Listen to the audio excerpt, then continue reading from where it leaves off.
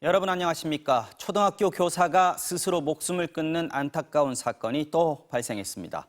유족과 동료 교사들은 숨진 교사가 무려 4년 동안 일부 학부모들이 제기한 악성 민원에 시달렸고 아동학대 신고까지 당했다고 말했습니다.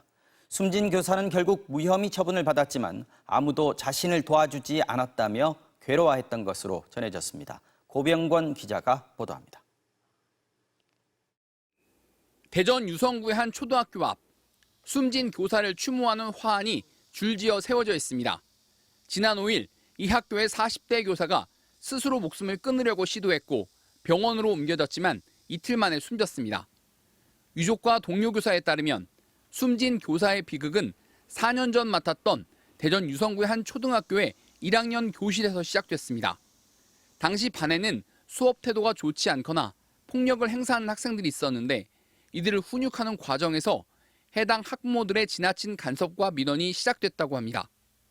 막 식판을 던지고 바닥에 들어누워서 보듬거리고 그래서 걔를 이제 잡아서 세우고 다른 애들하고 분리해서 데리고 갔는데 들어올린 게 또 전교생이 보는 앞에서 했다라고 또 그것도 정서적 학대. 이들 학부모는 교사를 아동 학대 혐의로 신고까지 했습니다. 이듬해 무혐의 처분을 받았지만 학부모들은 해당 교사가 자신들의 아이와 마주치는 게 싫다며 또 민원을 제기했습니다. 왜 우리 애가 무서워서 학교도 못 가게 거기다 세워놨느냐. 당장 치워라 했대요. 그 선생 당장 치워라. 교사는 당시 학교 측에 교권보호위원회 개최를 요구했지만 받아들여지지 않았습니다. 결국 정신적 고통으로 병원 치료까지 받게 된 교사는 4년 만에 다른 학교로 옮겼습니다. 교육청이든 학교든 학교의 관리자든 그 누구도 아무도 여기에 대해서 도움을 주는 사람이 없다는 게 너무 이 무슨 시스템이 이런가. 그러다가 최근 서울 서희초 교사 사망 사건에 당시 고통으로 인한 트라우마가 되살아나 힘들어했던 것으로 전해졌습니다. 숨진 교사는 서울 서희초 교사의 추모 집회에 꾸준히 참석하는 등 교권 보호에 적극적인 목소리를 내왔습니다. 숨진 교사는 서희초 교사 추모 집회에 매주 참여하고 자신의 피해 사례를 교사 노조 측에 전달했던 것으로 알려졌습니다. 교육청이 직접 나서서 명명백백하게 밝히고 그 밝히는 과정에서 책임을 져야 할 사람이 있다면 책임을 요구하고. 숨진 교사가 근무했던 초등학교 2곳은 취재진과의 접촉을 피했고 대전시 교육청은 자체 조사반을 꾸려 진상 파악 중이라고 밝혔습니다. 한편 숨진 교사는 사망 선고를 받은 뒤 화상 환자들을 위해 피부를 기증한 것으로 뒤늦게 알려졌습니다. MBC 뉴스 고병권입니다. 중국 정부가 최근 자국 내 요소 비료 가격이 급등하자 비료 업체들에게 수출을 줄이라는 지침을 내린 것으로 알려졌습니다. 2년 전 벌어졌던 요소수 대란 사태가 재현되는 것 아니냐 이런 우려가 나오고 있는데요. 우리 정부는 걱정할 수준은 아니라고 밝혔습니다. 베이징에서 이혜인 특파원이 취재했습니다. 베이징 외곽의 한 비료 가게. 최근 요소 비료 가격이 많이 올랐다고 얘기합니다. 물량도 많지는 않다고 합니다. 涨了，涨得还挺凶的，一般般，不太多，不敢多储，怕它价格下来。 석 달 전 톤당 30만 원 정도이던 중국 내 요소 선물 가격은 이번 달 43만 원으로 50% 가까이 올랐습니다.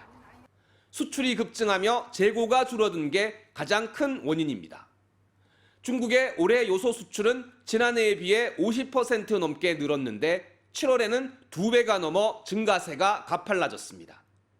겨울 밀농사를 위한 비료 비축기를 앞두고 가격이 오르자 중국 당국이 사실상 수출 통제에 나섰습니다. 중국 최대 요소 생산업체 중농그룹은 사회적 책임 이행을 위해 자발적으로 수출량을 줄이고 국내 공급을 뒷받침해 가격 안정을 지킬 것이라고 밝혔습니다. 베이징 현지 소식통은 이와 관련해 공식적인 수출 금지 지시는 아니지만 일부 업체에 수급 관리를 하라는 지침이 내려간 것으로 안다고 말했습니다. 이 때문에 지난 2021년 중국의 요소 수출 통제 당시처럼 국내에서 요소수 대란 사태가 재현되는 것 아니냐는 우려도 나왔습니다. 정부는 그러나 중국 정부의 공식적인 요소 수출 통제는 없는 것으로 안다며 수입 다변화가 이뤄져 수급에 문제는 없다고 밝혔습니다. 올해 비료용 요소 수입은 중동 지역에서 50% 이상을 수입하고 있고 중국은 17%에 불과하다는 겁니다. 차량용 요소는 중국산 비중이 90%가 넘긴 하지만 현재 수입에 별 문제가 없고 재고도 2달치나 남아있다는 게 정부 설명입니다. 베이징에서 MBC 뉴스 이혜인입니다. 최근 흉기 난동 같은 강력 사건이 잇따라 발생하면서 경찰이 지난달부터 특별 치안 활동을 펼치고 있죠. 시민들의 불안을 덜기 위해서 보다 적극적인 치안 활동을 해야 할 일부 경찰들이 최근 오히려 음주운전이나 성범죄 같은 불미스러운 사건을 저지르고 있어서 비판을 받고 있습니다. 송서영 기자가 취재했습니다.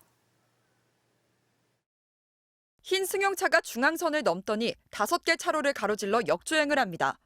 그리고 곧바로 인도로 돌진해 건물 벽을 들이받습니다. 잠시 주춤하는가 싶더니 다시 역주행을 해서 달아나 버립니다.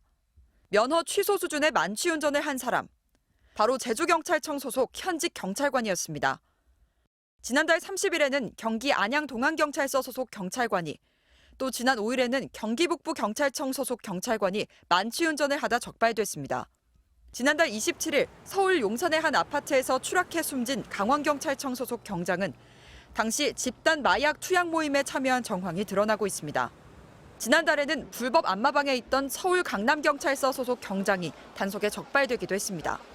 모두 서현역 흉기 난동 직후 경찰이 특별 치안 활동을 선포하고 난 이후에 벌어진 사건들입니다. 국민 불안이 해소될 때까지 비상한 각오로 흉기 난동과 그에 대한 모방 범죄 등 흉악 범죄에 대응하기 위한 특별 치안 활동을 선포합니다. 최근 5년 동안 경찰에서 내려진 비위 징계 건수는 2,101건. 이 중 음주운전과 성비위는 622건에 달합니다. 지난 6월에는 현직 경찰관이 10대 초반 여학생과 수차례 성관계를 한 혐의로 구속 기소되기도 했습니다. 경찰은 비위 경찰관뿐 아니라 일선 경찰서장들에게 지휘 책임을 물어 대기 발령 등의 조치를 내리고 있지만 조직 문화 개선이 근본적인 해결책이라고 전문가들은 지적합니다. 오히려 그러다 보면은 이렇게 비위 자체를 숨기려고 하고 또 실질적인 또 보고를 축소하려고 하는 이런 문제점들이 있기 때문에 올해 들어 7월까지 경찰 비위 징계 건수는 283건.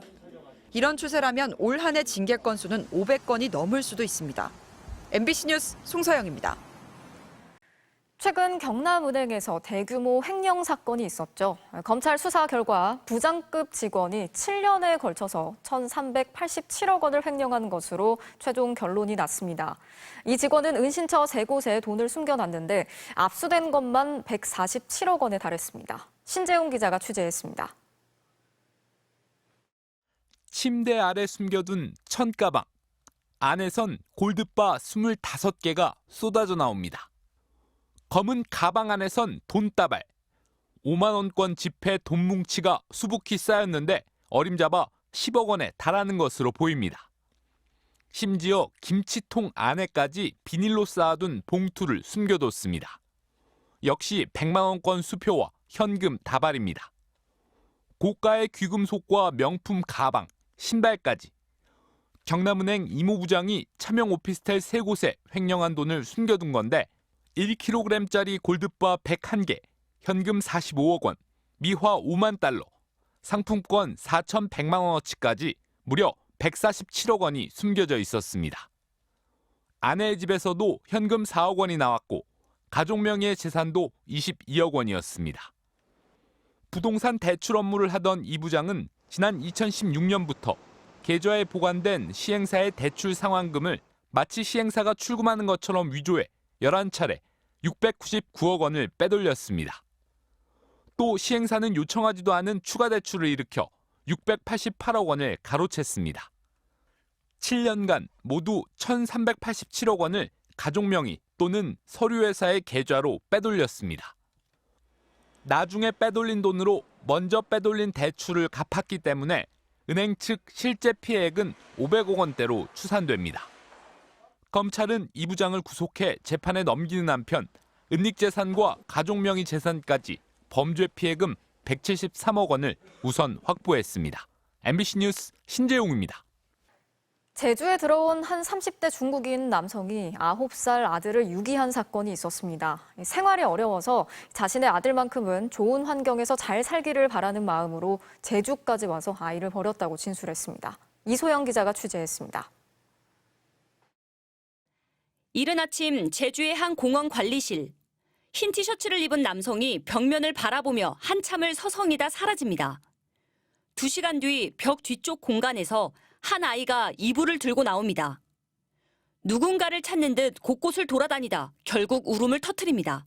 직원분이 출근길에 보다가 아이가 막 여기서 왔다 갔다 하면서 울고 있으니까 혼자 있어서 그 상황이 너무 안타까우니까 112에 바로 신고를 한 것 같습니다. 사라진 남성은 아이의 아버지였습니다. 지난달 14일 중국 산동성에서 아이와 함께 무사증으로 제주에 온 뒤 이들은 며칠간 제주 시내 숙박업소에서 머물다 경비가 떨어지자 일주일 넘게 공원 등을 돌며 노숙 생활을 이어갔습니다. 잠자던 아들 옆에는 편지가 놓여 있었습니다. 아이에게 미안하다. 아이가 한국의 좋은 시설에서 생활하길 바란다고 영어로 쓰인 편지는 실패한 아버지가로 끝맺음이 되어 있었습니다. 이 남성은 유기 전날에 보육원과 주민센터를 돌며 아이를 맡아줄 수 있는지 문의하기도 했습니다. 당신 정말 애를 버리고 가면 이 아이는 강제 추방되는 거다. 그러니까 그렇게 하면 안 된다고 계속 말씀을 드렸는데 하루 만에 붙잡힌 30대 중국인 아버지는 아내 없이 아이를 양육하느라 경제적으로 힘들었고 아이를 버리더라도 중국보다 나은 환경에서 자라길 원해 제주도로 왔다고 경찰에 진술했습니다. 중국인 아버지는 아동복지법상 유기 방임 혐의로 구속됐고 아이는 제주의 아동보호시설에 머물다가 어제 중국에 있는 친척에게 돌아갔습니다. MBC 뉴스 이소연입니다.